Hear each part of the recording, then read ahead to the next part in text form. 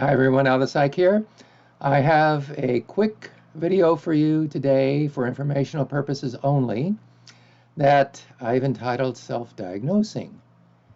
And I thought I'd do this quick video on self-diagnosing since I've been reading a lot online about how this is happening a lot. I've even talked to individuals that have been doing their own self-diagnosing. So I just wanted to put my 2 cents in there.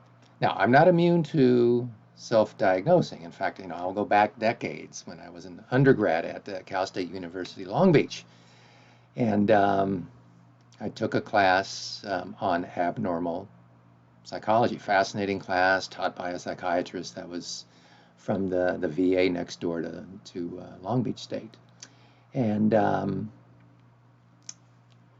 great class, but the only problem was that we reviewed disorder after disorder, and I started self-diagnosing myself with a slew of these disorders. So depressive disorder, that's me. Anxiety disorder, that's me. Psychotic disorder, that's me. Personality disorder, that's me. It was, I was just a walking DSM manual on psychiatric disorders. Luckily for me, I was not a good diagnostician, and maybe I was only right about half the time or something like that. But the teacher was good in giving us a fair warning about you're going to be reading these things, and it's going to be real easy to put yourself out there and take on these disorders, even though they're not your self-diagnosis is not going to be accurate.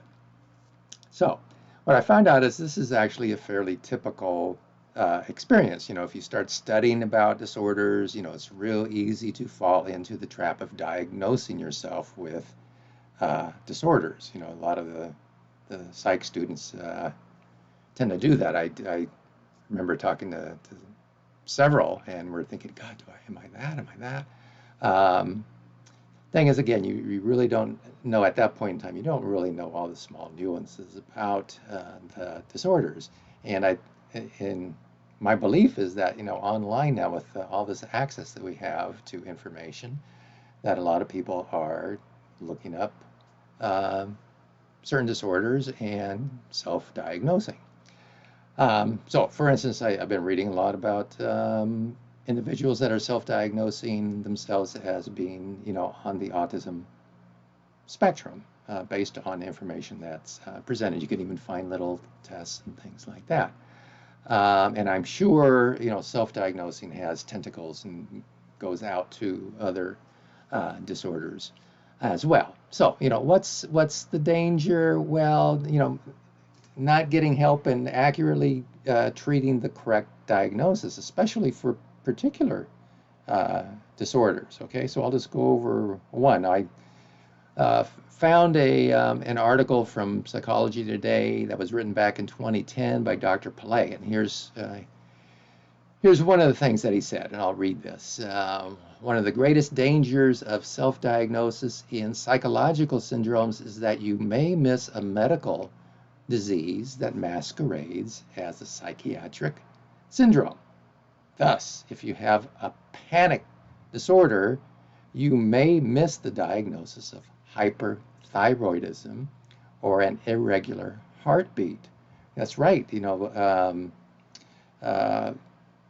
can have a panic disorder, but the symptoms can also be mimicked by actually having the diagnosis of hyperthyroidism. So it's real important to make sure that all medical issues are looked into. Real important. Now, in my mind, the opposite is also true. What if you, for example, what if you don't diagnose bipolar disorder and frame it as something else, where medication might be a likely treatment option? You might be missing out because you're framing it as something other than bipolar disorder in your mind. Like you're thinking, well, I always get a little a little hyper and out of control or whatever. So something you're framing it as something insignificant that does not warrant assessment in your eyes. So basically, you do want to rule out medical conditions, just to increase the likelihood of making a correct mental health diagnosis as well as a medical diagnosis. And then, find yourself and work with a good mental health practitioner that knows all the small nuances of mental health disorders and can determine the appropriate diagnosis, and then thusly increasing the likelihood of getting the correct treatment for you. So I think it's important, again, it's real easy to self-diagnose and think, you've got this or that, and you just want to be accurate so that the treatment can be appropriate. Okay, so I hope this is helpful. And that's it. Thanks.